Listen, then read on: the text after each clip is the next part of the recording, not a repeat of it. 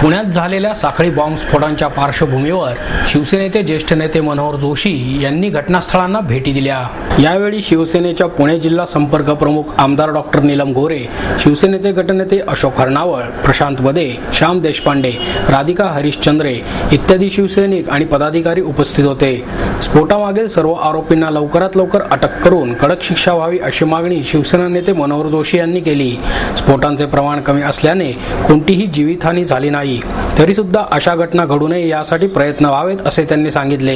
येरवडा कारागृहातील मोहम्मद सिद्दीकी याच्या खुनानंतर पुण्यात स्फोट घडवून आणला गेला आहे। मुख्यमंत्री तसेच उपमुख्यमंत्री यांनीही अशा वेळी दखल घ्यायला हवी होती, पण सरकार पूर्णपणे कुचकामी झाल्याचे चित्र दिसत आहे। तसेच हा हल्ला अतिरेकी नसल्याचे पोलीस आयुक्तांनी लगेचच म्हणायला नको होते असेही जोशी म्हणाले। देखिए, कमियां तो जरूर रही और इसका कारण मुझे तो एक ही दिखता है, जितनी स्टेप्स पिछले एक्सीडेंट के पास लेनी चाहिए थी तुरंत, उसके बाद वो नहीं गई सरकार ने। और इतनी घटना मुंबई में केवल नहीं, मुंबई के बाहर भी होने के बाद जिस तरीके से सतर्क रहना चाहिए सरकार नहीं रहा। और इतना ही नहीं, अचरज लगा मुझे, एक बड़े पुलिस अफसर कहते हैं ये आतंकवादियों का कृत्य नहीं है। क्या जरूरत है कहने की?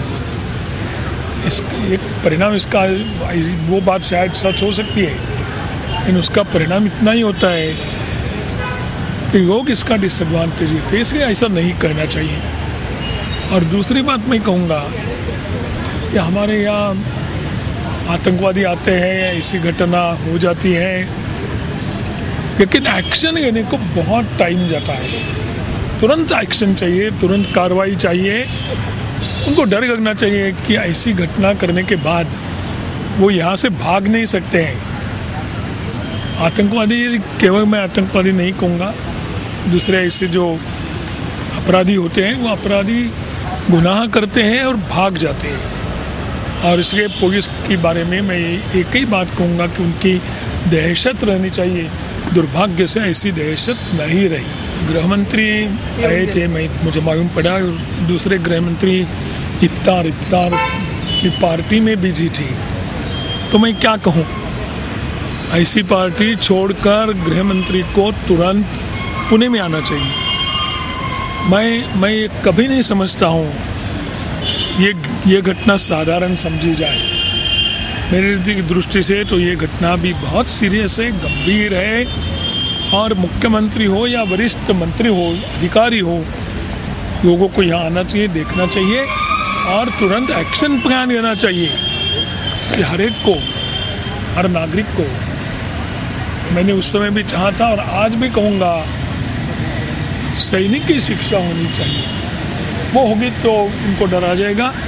तुरंत गवर्नमेंट डिक्लेयर करे कि हर नागरिक को हमारे देश में, हिंदुस्तान में शिक्षा दी जाएगी और वो शिक्षा भी सैनिक की शिक्षा होगी, तो मैं समझता हूँ कि ऐसी घटना का प्रमाण बहुत कम हो जाएगा। याचप्रमाणे गुरुवारी मनसेचे आमदार बाळा नांदगावकर यांनीही स्फोट झालेल्या घटनास्थळांना भेटी दिल्या। मनसेचे गटनेते वसंत मोरे, रणजित शिरोळे, बाळा शेडके आदी पदाधिकारी यावेळी उपस्थित होते।